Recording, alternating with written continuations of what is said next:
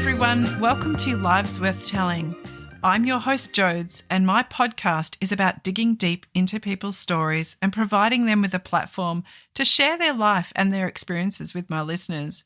One of the key reasons in creating this podcast is so their families and friends can have a record of their life, their stories, and their voice forever. One of my favourite things is hearing about people's stories, their triumphs, their hardships, but most of all, I love hearing about their resilience. I really hope you enjoy listening to my guests share their lives with you. I want you to have a few laughs and allow yourself to be immersed in their stories. Well, welcome to episode 6 of season 2 of Lives Worth Telling. Welcome to our new listeners in Portland, Oregon, and Berlin, and Oslo in Norway and the Ukraine. Since our last episode, I was a guest on Lady Amanda's podcast, G'day from the USA, and we had lots of fun recording that together. Check out episode 96 for a fun listen. In today's episode, we chat to Nidan, and he shares his amazing experiences he has had in his life so far. When I started this podcast, I asked Nidan to come on and share his story, and today I'm so thrilled to be able to introduce his episode to you all. Nidan had a life-turning event that involved his family, and it was nothing short of traumatic. However, he has always been able to remain positive in his life, and he spreads fun and comedy wherever he goes. Enjoy. Okay, so here we are, 15 episodes it's taken for this person to say yes to me. Oh, geez, a lot of money's changed hands today. So I'm going to say welcome to you, Nidan, or Nids, as we know you. Thank you. Oh, look. I know you finally got me. I gotcha. I don't know. It involved a few drinks. I don't know. You said yes. That's right. So first we're going to kick off with background and childhood. Yep. Tell me about your family, your parents, your siblings. Okay, so I'm from a family of 2 kids. So me and I've got a younger brother, 3 years younger than I am. So I'm now 48. Yeah, I know. Jeez. Getting old now. The back, the knees. So we grew up, in Ringwood North, and went to primary school in Park Orchards. Oh, yeah. Park Orchards Primary School. I've got someone else that went to Park Orchards Primary. Okay. Yeah. It's quite a popular school, Yeah. Primary school up that way. So, we lived not too far from there, and we lived on a 1 acre block. We had 2 houses actually on the 1 acre block there. It was our house, and Grandma also lived in the same block of land on a second house. Cool. No fences in between, so it was just one big block. So mum's side or dad's side? That's mum's mum. Oh, wow. And dad lived there. So cool. Yeah, so they never they didn't really go into retirement home much. They sort of wanted to live it out in their own house. Cool. So, yeah. So we're in North Ringwood, went to the primary school there, and yeah. Oh, that's cool. I didn't know that grown. So how long did they live on the block with you guys then? Oh, they would have been to the 70s. Yeah, right. So I was probably up until about 13, 12. Okay. Maybe. Yeah, yeah. So I used to go, when I get in trouble at home and I didn't get what I wanted at home, I used to go up to Grandma's place and get spoiled rotten at Grandma's place. Perfect. So I'd go up there and after school, and Grandma would make me tea and biscuits and sit there and watch cartoons and, get away with murder. That's so good. Who would have that outlet though? Yeah. Like, you're getting, thrashed about whatever. Yeah. I'm going to Grandma's. That's it. Heading off. Not like a drive, but it's like I'm walking next door. Just walking next door. So awesome. Yeah, yeah. Oh. So, I used to like it there. They were happy living in the same block of land. They had their, she was big into her flowers and growing garden and all that sort of stuff. Yeah. And my grandfather, who I remember sort of vividly, but yeah, he was big into growing vegetables as well, and had his veggie gardens and all that there. That's awesome. That is so good. So had they always lived on the same block, or had you guys? As far as I've been alive, they were. Okay. But I think earlier on they were living elsewhere. Okay. I don't quite know where. Okay. I think they were more in a city. Okay. Sort of just out Preston way, I think it was, somewhere out that way. So what about the other side, like your dad's folks? So mum was one of 3 girls. Okay. And dad was one of 3 boys. Yeah, right. So yeah. So on mum's side, she had a sister who moved over to America. Okay. And the other sister lived in Sydney. Okay. So we didn't get to see them much. What brought her to Melbourne then? Oh no, she was already in Melbourne, I think. They've moved away. Yeah, they've moved away from Melbourne. Okay. So my cousins in America have dual citizenship, so they're both Australian and American. So yeah. I've got 3 cousins in Sydney and 2 cousins in America. And that's on mum's side. And then on dad's side, there's 3 brothers, all from Melbourne, all stayed in Melbourne. Yeah. An Uncle Brian who lived a long time in Wheelers Hill. Okay. And then another uncle who lived in Glen Waverley, so not too far away. So one uncle had two girls, 2 kids, and they're 2 cousins on dad's side. And then the other brother had 1 boy. So many cousins then, all up? Yeah, there's a fair amount of us floating around, but we're pretty spread out. 3 of my cousins still sort of live local. Okay. And then the rest are all interstate or overseas. So. Oh, that's awesome. That's awesome. So describe what school was like for you. School? I was not. Did you like school? No, not at all. Primary school? Primary school was good. Yeah. Park Orchards was a great school. You sort of go along with it. You don't know that you're enjoying it at the time, but when you look back, it was a good school. Yeah. There were some good teachers there. One of my grade 4 teacher was Robert Walls, who was a coach of, well, back then it was the commentator guy. Yeah. From Brisbane Bears or Carlton, I think he was a coach of for a while, and they got a premiership in the 80s or something like that. So he was also a teacher in his normal life, and then he would go and coach on the weekends. And so what grade were you then? So that was grade 4. So that's really cool. Yeah, he was my 4th grade teacher. I didn't know that.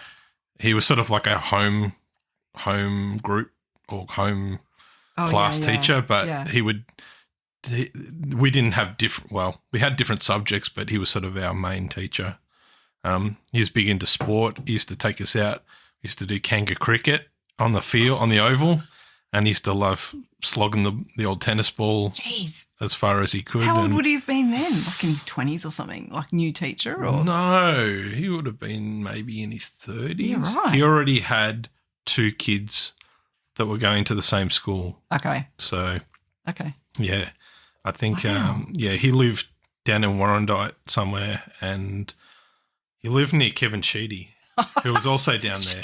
So there was name drops. So there was a few football coaches down there for anyone that doesn't know. All the famous people. But that was pretty cool. He was a great teacher. I still have a premiership Carlton calendar that he signed. Oh, that's so cool. So that's very cool. From back then, and he used to love all my. He liked all the homework that I did because we used to do a lot of.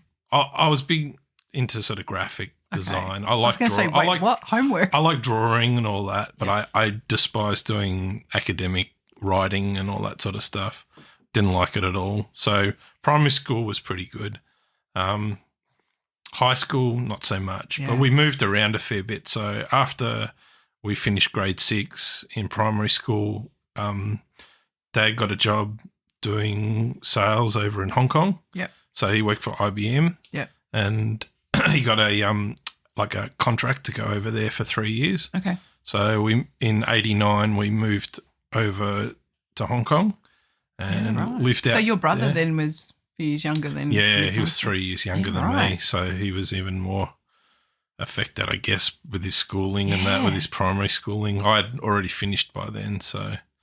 Okay. So you then headed into high school in Hong Kong. He headed into primary school over there? Yeah, that's right. Okay. Yeah, there was a junior school over there. And Same school though? Yeah, so we went over to Hong Kong and we went to an international American school. Yeah. So that was pretty cool. We got to live on the island and where all the expats get sent over to live. Okay. So I think the companies pay for your housing to stay there for whatever period of time.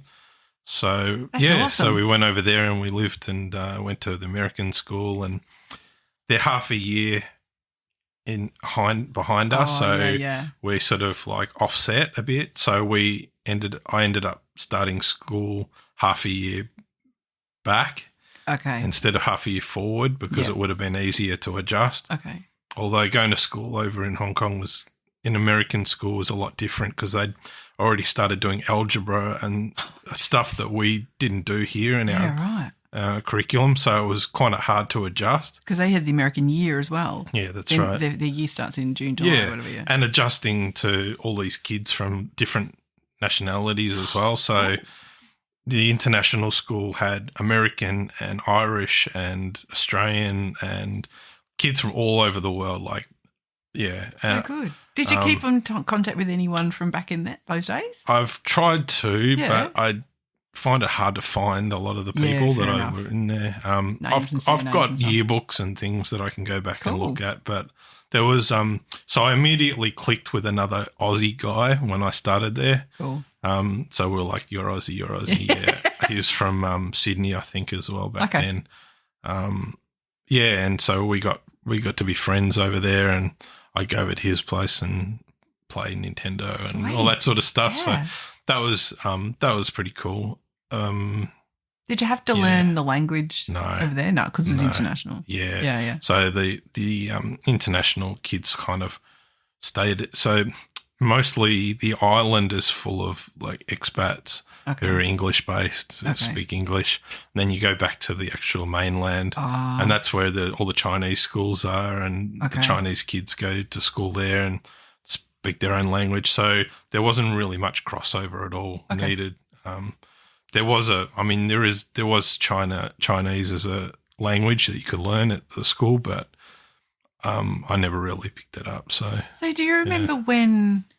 So this is end of grade 6, and your mum and dad say, right, we're moving to Hong Kong. Did you go?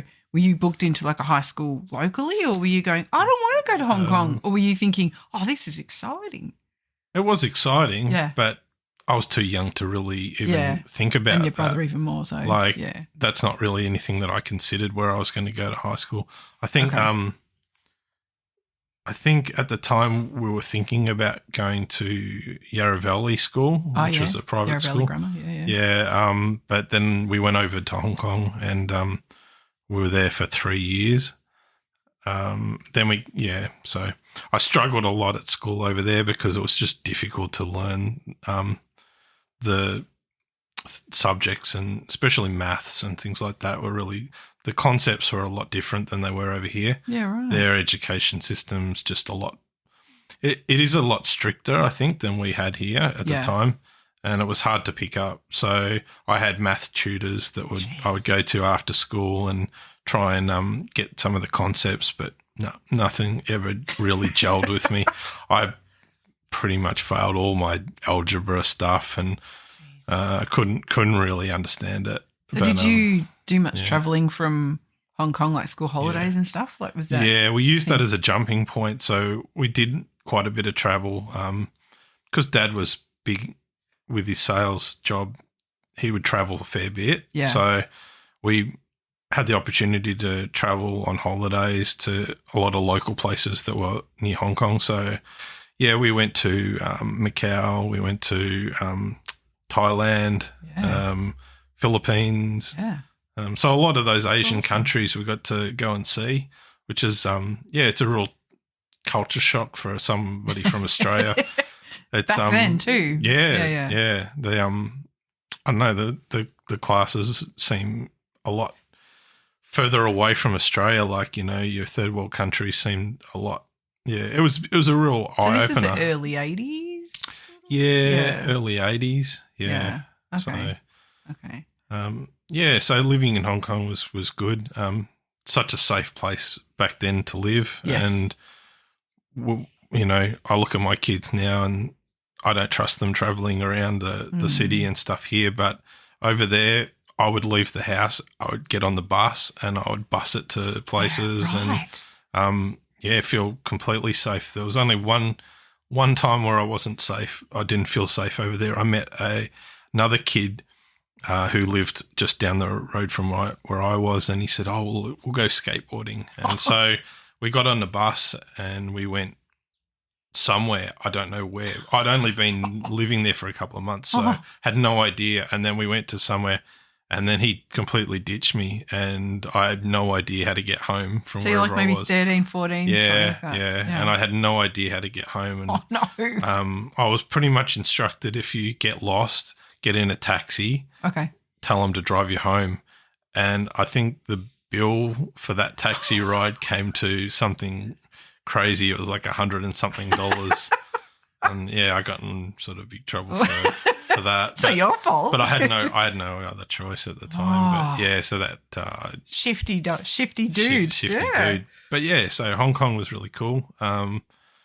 It's an experience that like not many people get to do. Awesome. So yeah, especially back then. Yeah. A lot of people travel now, but back then it would have been like, Hong Kong. End of grade 6, see everyone, I'm off. It was a real curveball to live over there. So, it was then at cool. the end of that 3 years, did your dad then come back to work in Melbourne? Yeah, we all moved back here. He'd finished the contract and continued to work for IBM. To the same house? No. Or had you sold? When we moved over to Hong Kong, we found a smaller place for our grandma to live. Okay. And she stayed at. So we had two grandmas living with us when we were in Ringwood North. Okay. Both of the grandmas from dad's side and mum's side. Oh, wow. So dad's side, mum lived with us in our house. Okay. She had her own room and all that. And then mum's mum had their own house. So good. By the time we moved to Hong Kong, mum's mum had already sort of passed away, and her father as well earlier, like a couple of years before that. So they weren't young; they were in their 80s. Okay. I think she had moved into a nursing home for a while, and then that was that. So we only had dad's mum, and then we got her moved over to a smaller house. Okay. We had a dog at the time as well, so she lived with the dog. For a while, and then, and then they lived there in Ringwood North as well, a different place, close to the shops and all that. They would have missed you guys. Yeah, being in the same space and then gone for a few years. Yeah. So, keep in contact by telex or something. Yeah, I know, right? Yeah. So we moved back in 93. Okay. And then we moved Dad wanted to go closer to the water. Oh, yeah. So we moved down to Patterson Lakes. Oh, did you? So we lived in Patterson Lakes for like another couple of years. Oh, so we were right on the river, on the water there. So That's he awesome. could put his boat in the water and go fishing. He was mad keen fisherman as well. Yeah. So we lived down there, and I started going to Haileybury, which is up in Keysborough, which is only 15 minutes away from there. That's so not too bad. It wasn't very far. Yeah. So we lived there for a couple of years. He's living the high life, Nids. Famous people living in Hong Kong on the river in Patterson Lakes. Yeah, it's all right. that was cool. When we got to play around there, we had our own little dinghy boat, and me and my brother would go out and mess around on that. So cool. School friends also were sort of into the boating side of things, so they'd come down and stay over, and we'd go out. Awesome. So that was pretty cool.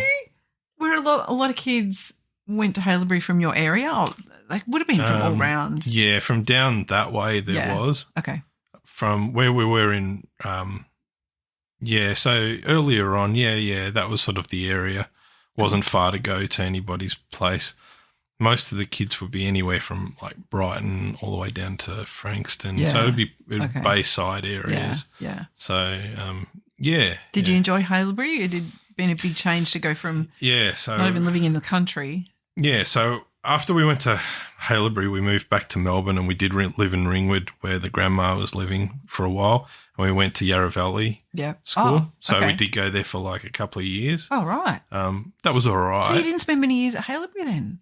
Well, Haileybury came after that. Oh, okay. So, we went to Yarra Valley for, I think it was probably a year or 2 years max. Yep. And then we moved to Patterson Lakes, and then I moved to Haileybury from there and did the rest of my years of schooling in there. That's a few changes in schools, Nit. Yeah, I know.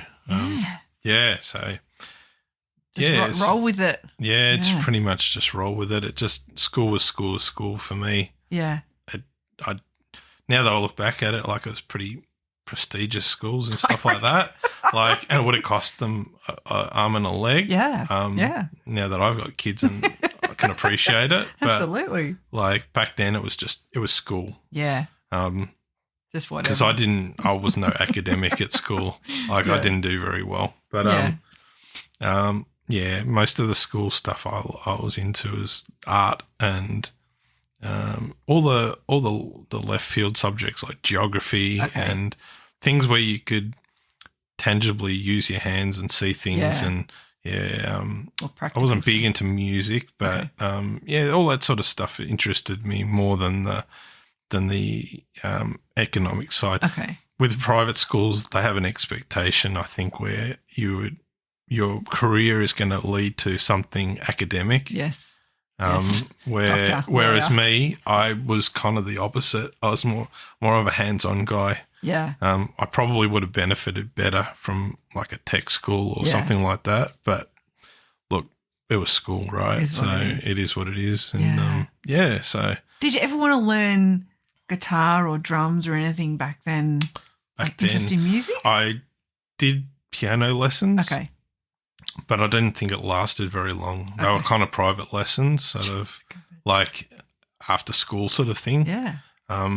And looking back at it now, my skills are not very good. Okay. Like I didn't get very far in it. Okay. It kind of phased off. But, no, I didn't really want to play guitar or anything like that back then. It didn't really interest me so much.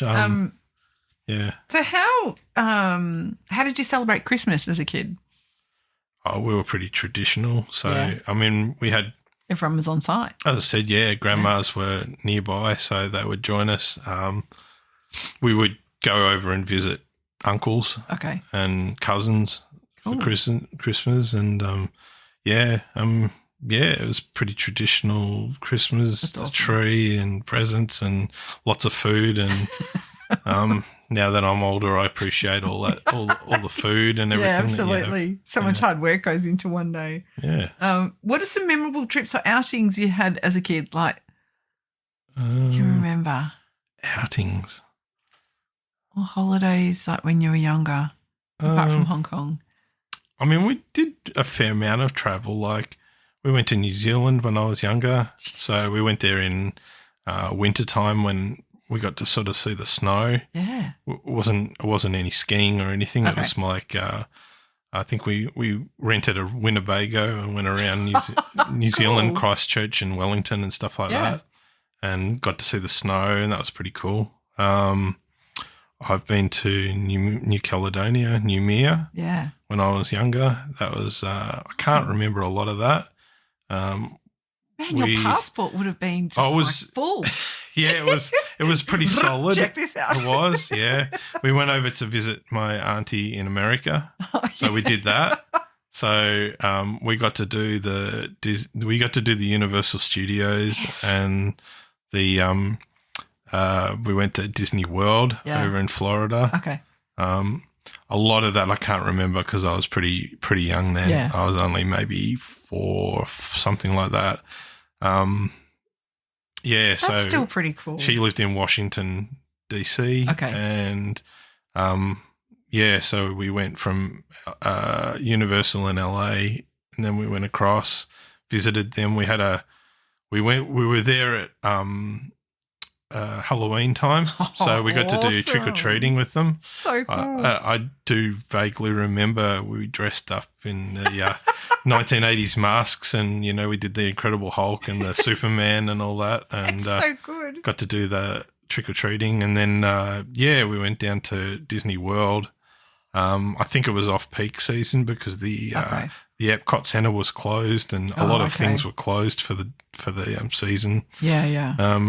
Winter time. Yeah, been over the San Francisco Bridge and all that sort of stuff, and I think we went past Alcatraz. And as I said, like a lot of this was just stories I'd heard later on down the track, but I don't really remember a lot of it. We were pretty young, which was just a bit of a shame. So many opportunities you had, or your folks gave you throughout your life, from education to travel to just awesome experiences. Yeah.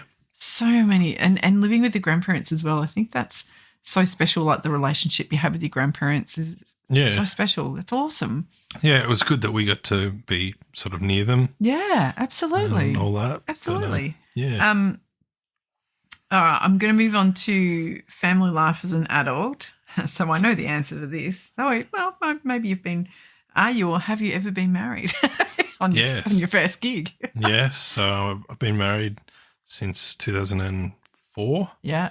5, sorry. I'm going to get in trouble for that.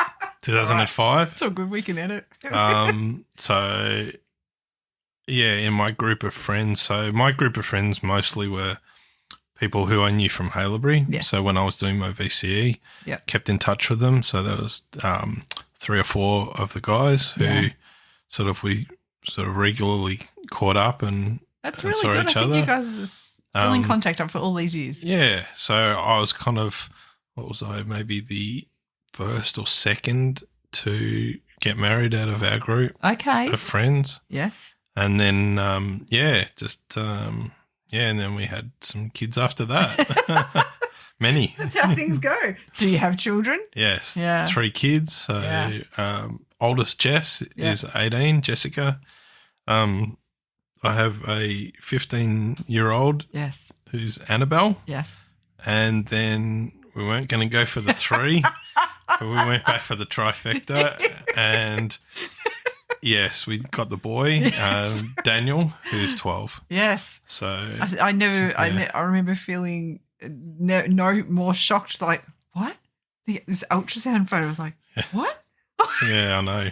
Oh, and it doesn't seem so long ago. It doesn't. No. Doesn't. That's exactly right. Yeah. So with your current family as an adult, what have been your trips or outings you've done with your people, with your kids? Even stuff that you did pre-kids as well. I kind of wish I had more opportunity to travel with the kids like my parents and my family did. Yeah. But it's so expensive. Yes. And the logistics, I don't know how they did it back then with with just the 2 of us. Yeah. It's hard to travel with little kids. Yeah. There was one story where I was told that when we were flying to America, I wouldn't stop crawling around on the seats and causing mischief.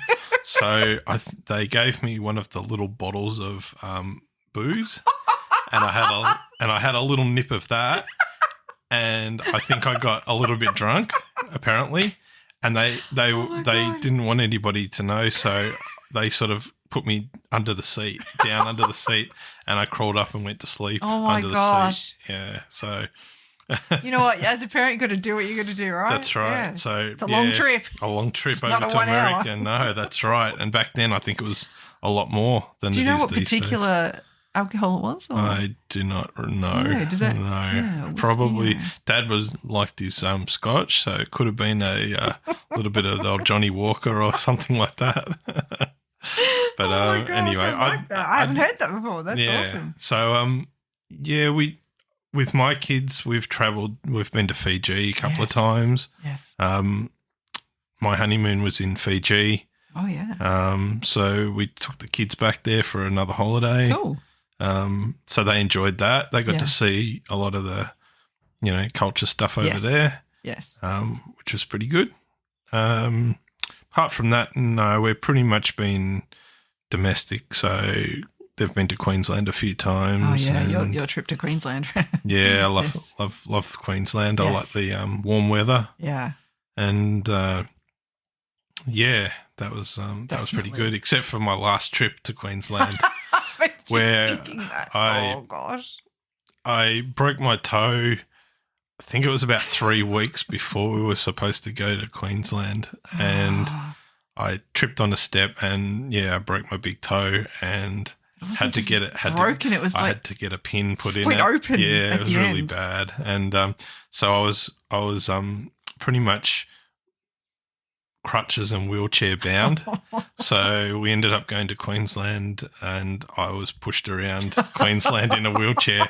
Very embarrassing. Not how you want to do Queensland. It's not at all. Fair. No. So I got to enjoy watching the kids swim in the swimming pool that I couldn't go in, and go into the water parks that I couldn't go on, and all that sort of Good stuff. Times. Yeah. Good times. Yeah.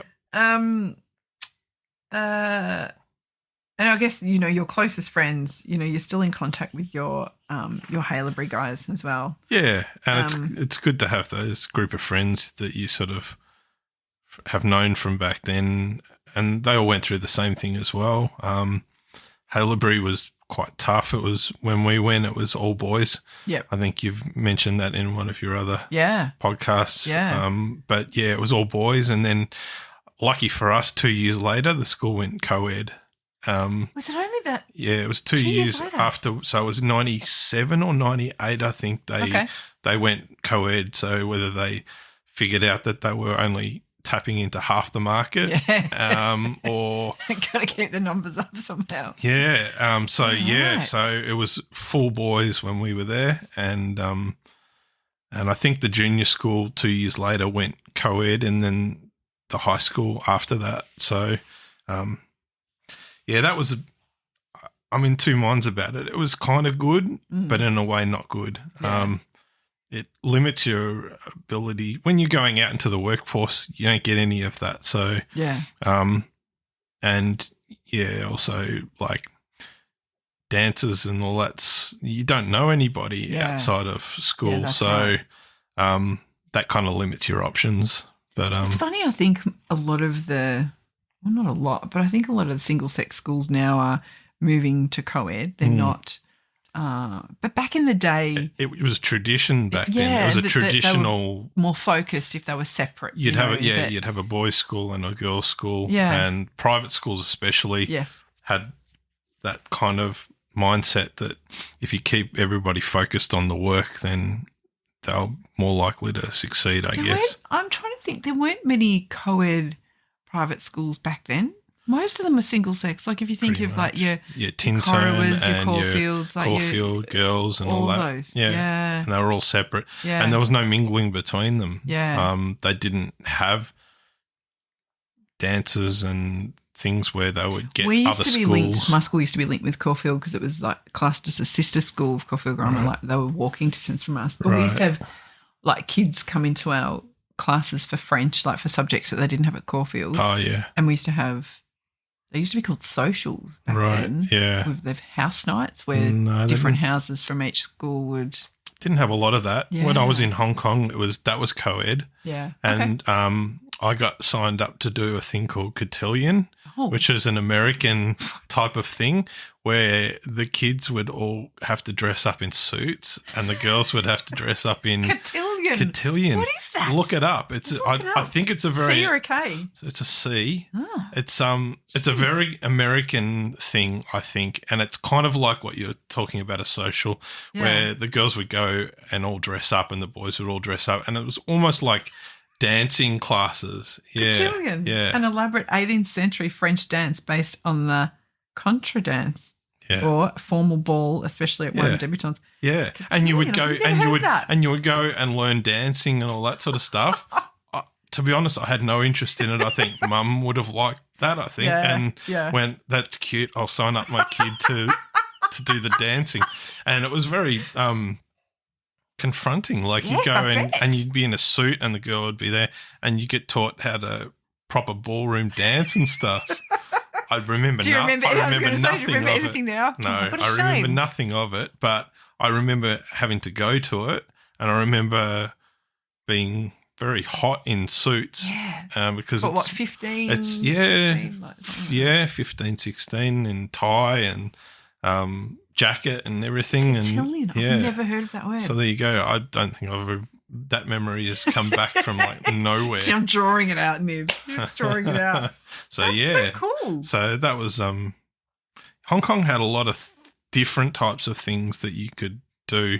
Since it was an American school, and American curriculum, it opens you up to different experiences, I guess. Many different experiences. And I think that's probably what my parents had that envisaged in their mind, that try something that you can't do in Australia. Yeah. So, yeah. That's brilliant. There you go. That is so good. I love that. So, relationship questions. How did you meet your lovely wife? Just having a bit of eggnog here. He's got the nog on today. I got the nog on for our Christmas special. Yeah, that's it. Christmas special. Got the nog, Clark style, right? It's very no good. moose cups, but it's all good. No. Yeah. It's actually not bad. Yeah, we've got the swimming pool, right? Well, it's for the international American listeners, right, who love their eggnog. That's it. We've got the nog. I still don't know if you're supposed to drink it cold or warm. Oh, you can do both. Can you? Yeah. Oh, right. I reckon, yeah. I think it's a bit And of I think it's traditionally has a lot of alcohol in it. Nutmeg and rum, I think. Rum? Nutmeg, yeah. Okay, I'm going to have to look into that. The little kid in the plane under the seat, I can see him now. It's not surprising. Anyway. I forget your question. Say that again. Good. How did you meet Kathy? Yes. We were online. So this was the early days of internet. I think we were on like a chat. So I had a friend that met his wife through this chat program back then called ICQ. Okay, yes. And he actively sort of like met her through there, and they sort of went and had realised that she lived in Mulgrave local, and then they went and had dates and that. And I thought, well, as I said, being in the boys' school, we didn't get to meet many girls, right? So, when I sort of finished school, I was sort of on the internet as well, and I thought, well, he's successful there. I'll have a look, and I sort of searched up and found so she was in this chat room at the same time as you and other people? Particularly a chat room. Okay. You could kind of search for certain criteria of people and whatever they'd put in, and got chatting with Kathy on there, and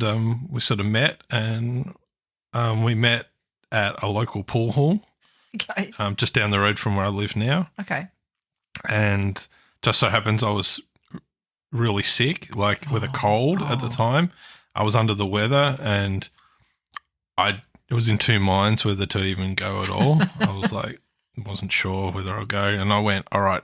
And she was like, yeah, meet me. And I said, all right. So we went down and met in pool hall, and I said, I'm not feeling really crash hot. And what did she say? She said, come to my party or something. And I said, hello. I can't because I'm just not feeling right. And I don't think I ended up going to a party. But, and then we sort of met up after that. And so what year was this? There. What year did you meet? Oh, it would have been probably 1998, 9. Yeah, just at the end of the just before the 2000s. Oh, yeah. And so that's kind of. And then you got married 2005. Yeah, right. Yeah, in down on the peninsula at a winery down there. Oh yes. What do you admire most about your lovely wife? She's pretty tough. Yeah. Like,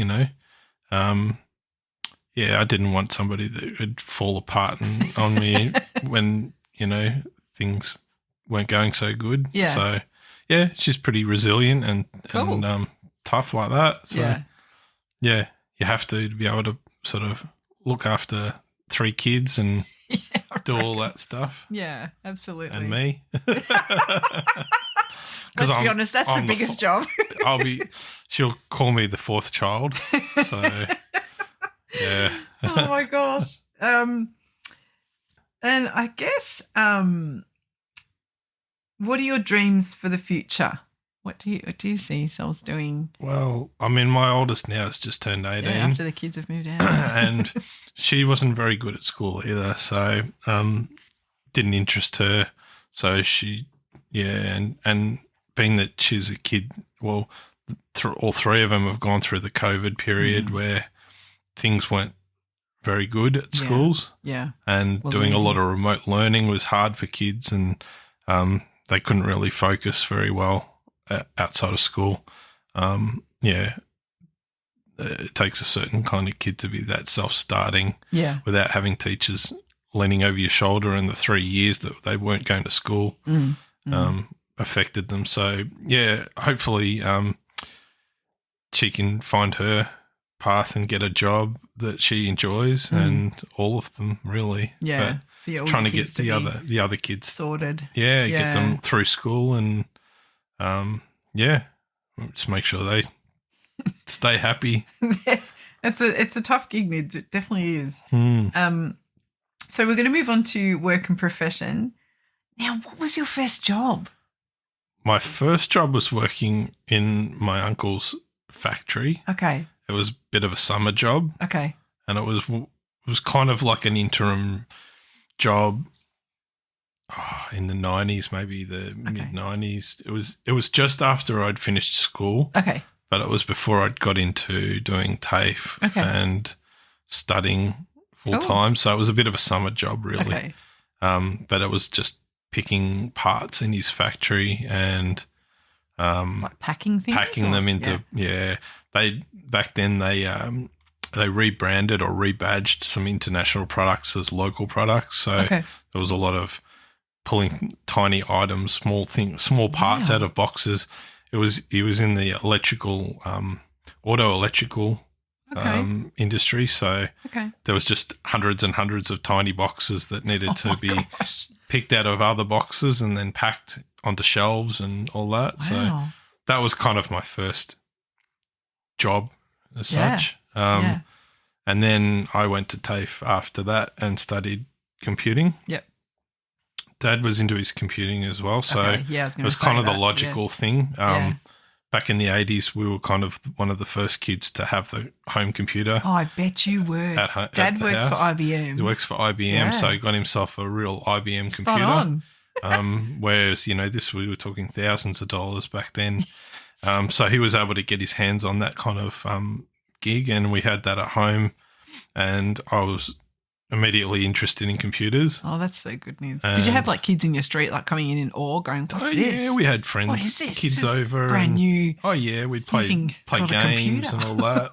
So that was fun. I was kind of one of the first kids to, hand in all his homework computer typed, whereas all the other kids were handwriting. Yes, so that was kind of a novelty. So I tried to use that to my advantage. And we also one of the first kids to have a colour printer.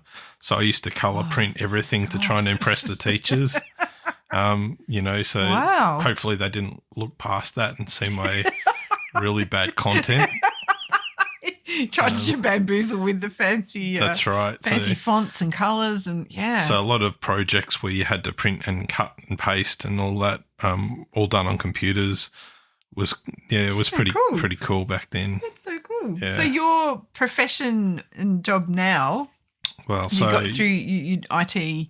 Yeah, so course. I did TAFE and I did that for about 2.5, almost 3 years. Okay. And then before I'd even finished, I managed to get a job in help desk. Okay. So I didn't even really finish TAFE.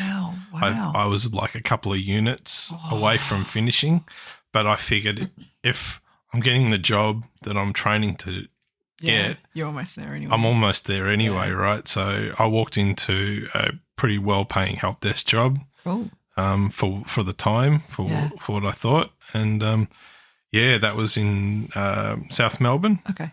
And, so I've been sort of, my background's IT ever since, pretty much. My current job is less IT technical, but more operations based. Okay. So I work automotive company. It's funny how my whole career is, I've really been sort of around companies that are auto based. Yeah, I agree. Like car based. Yeah. Which is unusual, but so I sort of work alongside IT technical people at the moment, but more in an operational sort of job. So it's more trying to keep the retail stores happy. Yes. Whether that be assisting them with IT stuff or anything else that they need. So, yeah. Yeah, that's cool. But, mostly IT. And what did you want to be when you grew up? I had no idea. When I was in year 11, we had careers day. Yeah. And the careers counsellor would ask you what you want to do. And to be honest with them, I didn't have an answer. So even when you were a little kid, like, is there anything you wanted to be when you were a little kid? Yeah. When I was a little kid, I wanted to be a marine biologist. But you know who didn't? George Costanza stuff. Well, yeah, that's right. Well, I think the thing that attracted me to that was the fact that, it was you had to be in a tropical environment. So you'd be in somewhere like Queensland or where there's marine biologist. I was big into sort of nature and animals and all that when I was a kid. So for my birthdays, I'd always get like nature books and books about sea life and animals and all sorts of stuff. My grandmas that was their go-to. They'd buy me books about all that sort of stuff. So that's so cool. I didn't know that. Yeah, so marine biologist, and then I was told that it's a difficult profession to get into. There's not many spaces, and it doesn't pay particularly well. So that was kind of the end of that thought. Jeez, shoot you down. Yeah. What are you most proud of in your career? Proud. I guess just learning all the things that I've learned. I've worked at lots of different places. Yeah. I've never had a long service leave, so I've never had the opportunity to be somewhere long enough. Yeah.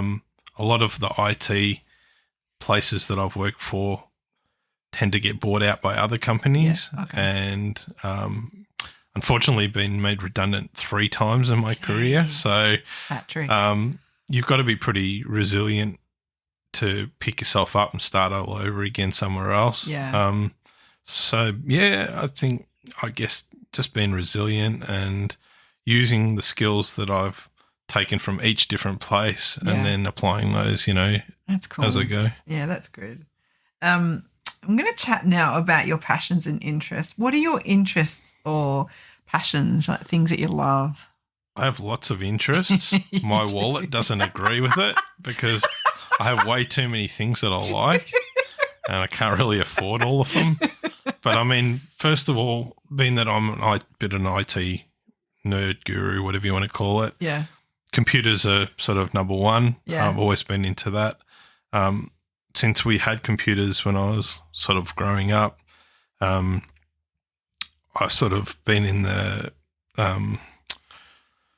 circle of building my own computers and putting them together and learning a lot of that. As I said, I'm hands-on, so putting computers together and teaching myself how it all works was sort of part of that, and that was also interesting as well to me, which is good because I'm passing that on to Jess now, and she likes technology as well, and takes interest in all the things that I learnt when I was growing up, putting it all together.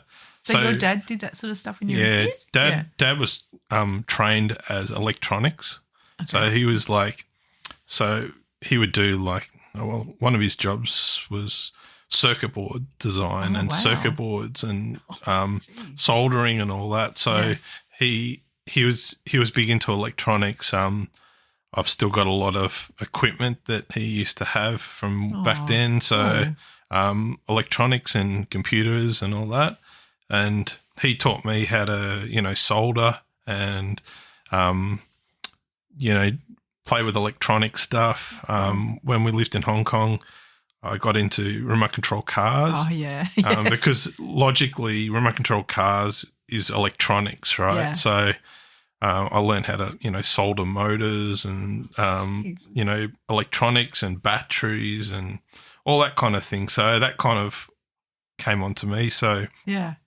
that was another thing that I'm into, remote control cars and that, like little cars. So being in Hong Kong in the 80s, a lot of that stuff was more affordable over there than it was here. Yeah. So I was able to get some of the cool stuff that I couldn't get in Australia. Yeah. Computers and remote control cars. What else am I into? I like, as Dad was into his fishing, I like my fishing as well. So I ended up buying myself a boat and don't get out in it as much as I'd like to, like anybody with a boat. Yeah, that's it. But I enjoy fishing. That's good fun. I didn't like it as much when I was a kid. But it's funny how certain things come to you after you reach a certain age, I guess. Yeah. Fishing's cool. Would you ever want to be closer to the water like your dad moved out? It was good fun. It was a good experience, but probably not. I mean, we're pretty close to the water here anyway, so everything's within an hour's drive. Yeah, true. To move house. Yeah, I think he was mad keen. He wanted to be able to just fish off the backyard. Yeah, absolutely. It was good. We had some bad weather times when we lived in Patterson Lakes where the floods would come in and flood the backyard, and we lost all our lawn furniture one day when the storm came in. They have floodgates and everything in the river system there where they would try and stop the water levels. But so did you move out of home from Patterson Lakes? So we lived in Ringwood after we lived in Patterson Lakes. So we lived in Patterson Lakes for about 2 years, and then we went back to North Ringwood. Oh, okay. Where Grandma was. Oh, yes. Grandma got moved out of there into a nursing home because she was getting on. Okay. And then we lived there, pretty much until 95, 6. Yep. Yeah. Yeah. And then moved from there to where I am currently. Yeah, right. Wanturna. Yeah, right. Jeez. So, yeah. Well, my next one, I mean, some of the things that we're similar here, but some of these. So tell me about your favourite music and bands. Oh, yeah. So I'm big into music. I love my music. So your concert obsession with the wallet as well. Yeah. Yeah. Tickets are quite expensive. So in the 90s, I got into music. I was big into music in Hong Kong as well. I'd always be spending my money on CDs and cassette tapes and things like that. Yeah. So I got into a lot of sort of hard rock music, bit of Guns N' Roses, and then later in the 90s I liked my grunge music and all that, and Pearl Jam and Metallica and all that. So that's sort of my jam. And then in the 90s when I sort of became old enough to go to the concerts, 18, I went to as much as I could, pretty much. Yeah. Massive list of concerts and festivals, and I used to like going to those, so that was really cool. I knew a few people who would go with me to some of these concerts and festivals and things. Guy I used to know, we shared similar music tastes, so we'd go with each other to these different concerts. What's been your best concert you've ever been to? Like a standout? Geez, lots. You've been to so many. Yeah, I know. Foo Fighters are great. Yeah. I've seen them 4 times. Yeah. So they're really good. The earlier on shows I enjoyed more. Yeah. than the later ones. But I've got a massive list of bands. I tried to even put a list together of all the bands that I'd seen. But a lot of them more mainstream. I mean, I like some Australian bands as well. Yep. Yeah, I've seen AC/DC once. Yeah, right. That was cool. Yeah. Just rolling them all off. There's so many. But I like the local bands as well. I like to be able to go to a local venue and see some music as well. Yeah. I like some the harder rock ones. I like my Grinspoon. They're cool. Yes. So anybody who's overseas, look them up. They're really good. Yes. My kids, we went to see Spiderbait at the zoo once. Oh yeah. And they were quite young then, but they enjoyed that. Spiderbait. And they liked that. So there's some, and The Living End and so many Australian bands. Regurgitator, I've seen them many times. Yeah. She had in New Zealand band. I like them. They're really great. I'm going to see them next year. Yeah. Next year I'm seeing Metallica, so I can't wait for that. Hanging out for that. No doubt it's probably going to be one of the last times they're going to probably come out. They're getting on in years, but a lot of the bands I'm trying to see before they finish up because they're getting to the age where that's it. They're cutting it off. So calling it a day. I'm going to, and me, myself, I'm getting on as well. So I can't handle going to stand up at concerts like I used to. I used to love being in the middle of the mosh crowds, the big day outs in the 90s and things like that, in the middle of thousands of people. I used to be able to handle that. And these days I feel it. Really, I feel it. The next day, the next week. That's it. We know we've been to concerts, right. So you're exposed to the whole thing: the standing, the heat, the people, the squish, favorite Rage Against the Machine. They came to Australia. Yeah. They came a couple of times in the 90s, but I never saw them back then. But they came once, I think in 2010, and that was really good. Yeah. Stone Temple Pilots. Okay. They were really good too. Yeah. Round about the same time I saw them as well with the original singers. Yeah, right. And they were really good too at Festival Hall. So they still do concerts at Festival Hall, do you reckon? I don't know. They do, yes. Yeah. Still around. Yeah. Still around. So yeah. Ooh, so favourite TV shows or movies and actors? So I'm big into comedy. Yeah. I like comedy movies. Yeah. So I know we sort of share the like interests in comedy movies, but I like stupid comedy. I talked to one of my friends about it. They don't make a lot of the comedies like they used to. No. So I used to like, Stripes and Coming to America and, what else? The Toy was a good movie with Richard Pryor. Yeah. And Caddyshack and the National Lampoon's Vacation and all those. So that's probably my favourite movie of all time, the National Lampoon's Vacation. Yes. I remember watching it with my parents back in the 80s on the old Beta movie camera from the old video shop. And I remember them laughing their ass off. And I didn't get half the jokes back then, but can appreciate it now. Yeah, because that movie was, when did that come out? 83 or something like that. Yeah. So I like all those sort of movies, but this, Step Brothers and all the newer ones as well, like Will Ferrell and all those sort of comedians. So I like comedy, not big into horror that much. Yeah. I don't mind my action films. I like my James Bonds. They're pretty cool. Yeah. So that's sort of my interest as far as that goes. Star Wars was always a thing. Yeah. I think we went and saw Empire Strikes Back when it first came out at the movies. Yeah.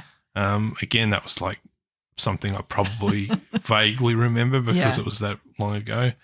So I like Star Wars and TV series. I like the new Star Wars, TV series that they're bringing out. They brought out Mandalorian and a few of those. They're pretty cool. So a bit of sci-fi I don't mind. Yeah. Not big into really my DC or comics and that sort of stuff. That's not as much as the other stuff. Yeah. But so good. Yeah, that's sort of what I'm. Now, moving on to family and friendships. Yeah. I guess describe your friendships and how valuable they are to you. Yeah, it's good to have close friends that you can go to for things, and just you don't have to pretend to be anything that you're not. You can ask whatever. Yeah. There's no judgment. All my friends have different types of jobs. Yeah. So that sort of thing doesn't really play into any of it. Yeah. Which is good. It's important. That's good. Definitely. So life turning points. Can you share a significant turning point or moment of realization in your life? Yes. So, when I was coming into doing VCE, so mum got sick, got cancer, ovarian cancer. Mm-hmm. So that came on really quickly. Jeez. And that was pretty hard through school, and that was hard to focus at school as well. I think that may be the reason why I didn't do so well as well. Absolutely. But she got sick, and that came and really quick, and then she passed away in 95. Yeah. Same year I was finishing year 12. Yeah. So that was hard, and then Dad didn't take it well at all, and he started drinking really bad. So pretty much he sort of couldn't stay on track with work or any of that sort of stuff. And, he hit the bottle really hard. And, that pretty much he got bad liver disease, and that pretty much he went a year later. So Jeez. That was almost a year later. So that was a pretty big time. Oh yeah, like to lose both of your folks. In a short amount of time. I was only 18, so 19, and brother was 3 years younger than that, so that was pretty hard to deal with. Luckily we had one of my uncles helped us out, so just with pretty much everything. So that was really good that we had somebody that could step up, because I don't think he really knew half the extent of what was going on, because they weren't really close as far as that goes. And he was such a businessman that he himself had so much going on. So, they were sort of pretty much in shock then that all this had gone down. And so did you stay in your own house then, or did you? Yeah, so we were in that was when we were in Ringwood after we were at Patterson Lakes. Okay. So after that all happened, he kind of stepped in and helped us get out of that environment, because it was pretty bad there. So we bought a house up here in Wanturna. Yep. And fresh start. Yeah. So you and your brother. Yeah. Me and brother. So that's pretty much where we moved to. And I've been here ever since then. Yeah. So he and I sort of lived together for a couple of years. We're chalk and cheese. We don't always see eye to eye on a lot of things. We didn't even back then. Okay. But he was pretty young as well. So I reckon. Yeah. So he continued to go to school from so I drove. I got my license early. Oh, yes. In 94, when I was in year 11. And I pretty much got like an exempt to drive, and I drove him to and from school each day from Ringwood. So it was like an hour drive. Did he go to Haileybury as well? Yeah, he went to Haileybury as well. Okay. So and then we both finished there. So so that was a bit of a jeez. And with ovarian cancer though, Nids too, is by the time someone has symptoms, it's really far gone. Yeah. It's one of those hidden cancers where it when someone discovers it, it's it was almost a done too deal. late. She got a hysterectomy and, got all that How old was taken she? out. So she was 47. Jeez. Yeah. Oh, mate, so I've outlived her. Yeah, So, yeah. And your dad then, how old was he? He was 51. Gee whiz. So I had to look up this information because a lot of this shit You knew I I'd try to, I don't dwell too much on it. So, of course. Yeah. But that's a pretty significant thing to lose both of your folks at that point in your life as well. Yeah. As a teenager. I wasn't prepared to, I was still a kid, right? Yeah, of course, yeah.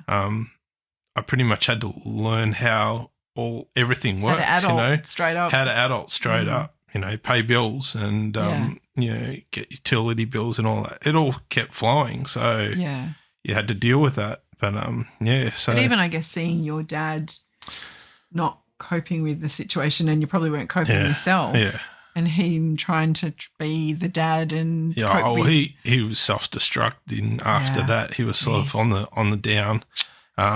We used to try and stop him from drinking. Mm-hmm. I used to pour bottles of vodka down the sink to try and stop it, but it didn't stop him. So he'd get in the car drunk, go up to the bottle, get another bottle and hide it, under the couch or whatever. And, so, look, I don't feel in any way responsible because there's nothing you could do, especially at that age. Yeah. And who do you go to? So it's sort of, it is what it is. Yeah. So, yeah. But I think that I love that you've got fond memories of both of them and your experiences as a kid, as a teenager, and everything you did up until, I guess, your mum became unwell. Like you've had such an awesome life. Yeah. It seems like it's so good. The first half seems like a whole nother time. Yeah. And then the second in its own way is a different time. So it's sort of a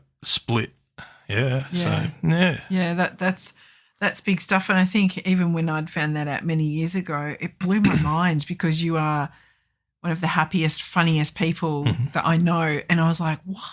You wouldn't even know any of that stuff. Oh my God, you lost both your folks when you were that age. That's huge stuff. But you're like, just like Mr. Happy. You've got to be positive. Yeah. Otherwise, it just gets you. So huge. Yeah. So huge.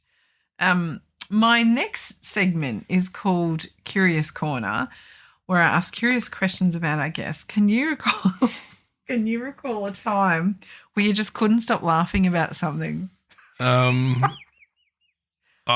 There's been a few of those. Went to a friend's wedding. Okay. I won't name names. Okay. Oh, I can't even think.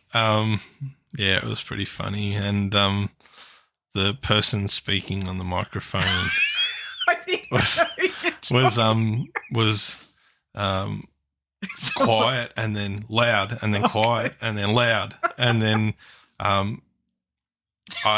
me and another person were like got into hysterics and I couldn't stop laughing and this was in a chapel and the echoing. And it was a very quiet chapel and I had to try and stop myself. But at school, a lot of times in school in classes, I was a bit of a class clown. So sometimes in there, you'd get the giggles, and I couldn't stop laughing, and I used to get in trouble at school. But such a bad behavior.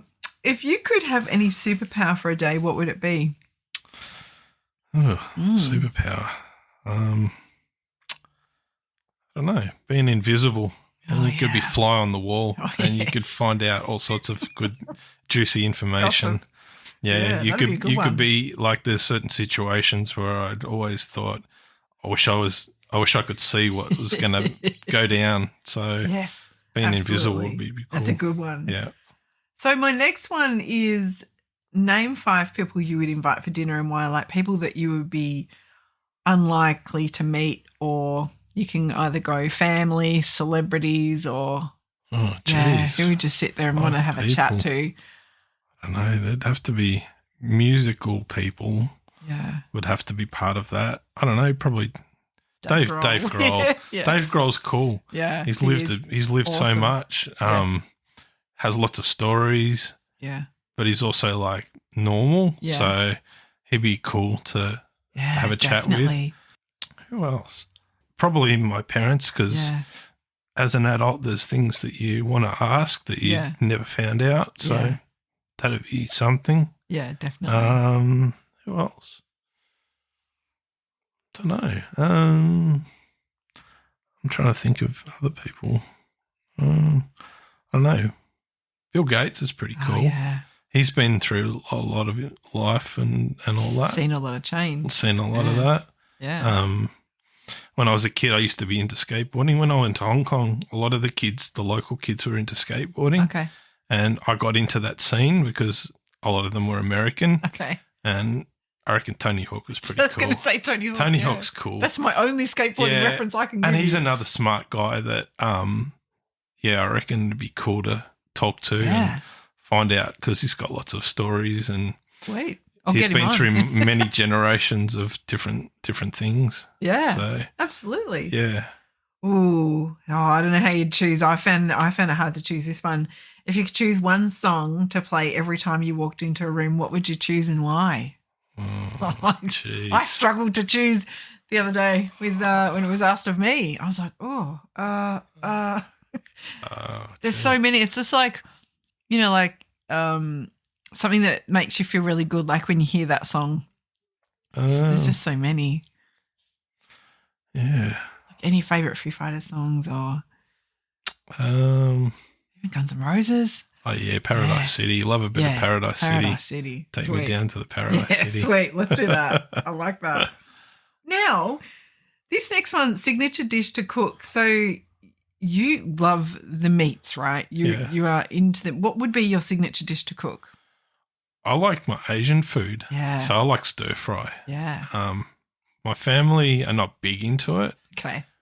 With a lot of the travel that we've done, we used to eat a lot of that sort of food. Yeah, so I like stir fries and, maybe a chicken, maybe a honey chicken stir fry with noodles and or rice. Because I guess I like that. Big portion of your life. So when you were in Hong Kong, were you eating more international food or was it Asian food? It's funny you say that. I eat more Asian food in Australia than I ever did in Hong Kong. Yeah, right. Yeah. Oh, yeah. Which is a bit weird. You'd think it'd be the other way around.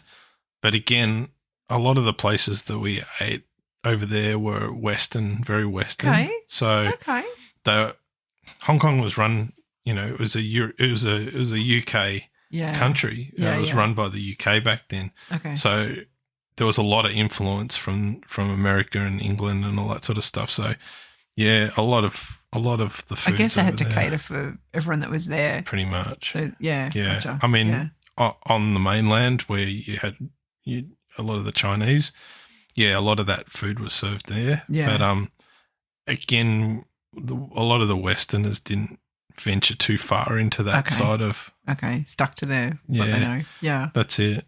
Yeah. Ooh. As I have injured myself several times over the years, I'm always curious about other people's injuries. Can you tell us about a time where you've accidentally injured yourself?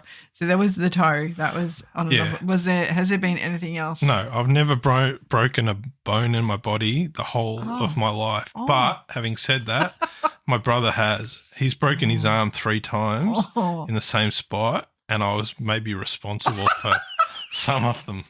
So when we were kids, other people's injuries that you are the cause of. Yeah. So when we were little kids, we had one of those little spinning egg chairs. Oh, yeah. I don't know if you remember those. Yes. And they spun around, and we thought it was really cool to spin around on them. And I had him in one of those chairs, and I spun him around so fast that he flew out and hit the wall and broke his arm. So that was one. How old would he have been? He would have probably been about 6. Oh, okay. Yeah. Okay. And then so you had plaster on his arm for that. Then we went to Hong Kong, and I don't know if I dared him or no. I think he might have been pushed down the steps or something with his skateboard, or he rode it down the steps or something like that, and he hit his arm and broke it again and had to get a pin put in his arm. So that was a permanent pin. So he's got a nice big rod in his arm at them. Yeah. Still? Yeah. Right. And I think it possibly might have been a third break as well, but I can't remember. The lawyers are still working on that. The lawyers, the jury's out. Oh, my gosh. So nothing apart for you, your toe that has been one toe. I've had a dislocated finger playing football at school. Okay. Which the school teacher popped back in at school because that was pretty nasty. But that's it. No, never broken any other bones. So wow. Drink your milk. Ooh, that's right. Or eggnog. So if you could do things differently, what career would you have chosen if you could change now? What would you move into? Interesting. Maybe tourism. Oh, yeah. I would like to live somewhere warm and you hate the cold. Be something to do with tour. Yeah, I don't like the cold. I'm more of a summer person. Yeah. Hence, I like to go to Queensland and tropical places. And my idea of a good time is lying on the beach with a drink. And Dad was a scuba diver as well. So I learned how to scuba dive when I was 14 in Hong Kong. Oh, so cool. So he became a dive master. Oh, okay. And he was an instructor as well. So he instructed. He got big into it. Like when he gets into something back then, it was all or nothing. So I became open water diver at 14, which I think had to have a junior license. Like there was a special license. I have no idea. Yeah. So we did scuba diving over in Hong Kong. You wouldn't think that it would be a good place to dive, but you can go in. He had a boat over there as well. Okay. So we get in the boat and you could go out further than Hong Kong to South China Sea area and go scuba diving there. So we did a number of hours scuba diving there. I've scuba dived in the Barrier Reef before. We went scuba diving in the Philippines, which was really nice. Yeah. Been scuba diving. I don't even remember how that was. Where did that go from? What question was that? If you could do things differently, what career would you choose? So maybe tourism. Scuba instructor in Queensland. That'd be cool. Cool. That's awesome. Yeah. So I love that. Yeah. Oh, now I reckon I could pick your answer to this, but I don't want to put words in your mouth. If you could have a night with someone else that isn't your partner, who would your hall pass be? Oh, geez. I thought you'd answer straight away. I don't know. That's how I've got in my head. I know. Oh, my gosh. If I say it, then you'll go, oh, yeah. Celebrity or? Oh, who? Yeah. Like there's one person I reckon you always mention. Do I? Yes. Oh. Pen's dropped. Know. Are we talking about weather person? Yes. I don't mind. I'm partial to a bit of there's actually two weather persons. Hang on. We're talking two weather persons. Well, yeah. Oh. I don't know. I don't. Well, you're thinking Jane Bunn. I am thinking Jane Bunn, yes. Well, she's pretty nice. Yeah. And don't mind Lavinia. Lavinia Nixon. Yeah. Rightio. Yeah, so she's been bit of a combo. Around for a little bit longer, I think. Is that because they tell you like it when you hear it's going to be a nice warm day and you're like, maybe. I love her. I think that's it, yeah. Giving me the good news. Good news. Yeah. Jane Bunn. I always, whenever I see Jane Bunn, I always think of you. I'm like, I can imagine Nid's watching the weather going, oh, yeah. Tell us about the weather, Jane. Perfect. Movies, maybe Jen Aniston. Oh, yeah. She's been she keeps all right, though, doesn't she? 50-something now. She's keeping all right, I reckon. Yeah. She's looking after herself. Legacy and reflections. So we're nearly there, Nids. Yeah. We're nearly there. You can stop sweating, right? What are you most proud of in your life? Having 3 kids that are cool and being lucky enough to not have anything serious with them. Yeah. You see kids out there that are like, there's families that are like doing it a lot tougher. Yeah. So, Yeah. having 3 kids that are cool. Yeah, that's good. Yeah. That's good. Is there anything in your life you regret? Not really. I kind of just live every day as it is. Yeah. You can't take anything back. So you pretty much, no, I don't think so. Yeah. Yeah. I agree. You can't do over, and you always think the grass be greener on the other side, and it usually isn't. Yeah. So I think true that. Use your own intuition to do the right things, and I think I'm happy with that. So and when you look back on your life, what do you hope to be remembered for? Oh. God, the thing that comes to mind is the ability to win concert tickets on radio. Oh yeah, I don't mind playing a few radio competitions and trying to get some. I've been successful there a few times. Yes, you have. What's your secret? Yeah. Well, as I said, I won a guitar on a radio competition. Oh, that's right as well. And that was a musical thing. Going back to your other question about playing an instrument, I wish I could play guitar. Yeah. It's probably something I will try and learn, but that was a Gibson Les Paul. Yeah. So that was pretty cool. That was very cool. I remember that. That's probably the best thing I've was it though? Who signed it? It wasn't. I thought it was a signed guitar, but it wasn't. It was, but it was. Yeah, look, I couldn't even tell you the band. It was an American band or something. But there was a competition for a Les Paul guitar, and I thought I have no. So the way I won it was a Movember competition. That's right. And I did Movember about 3 years in a row. Yeah.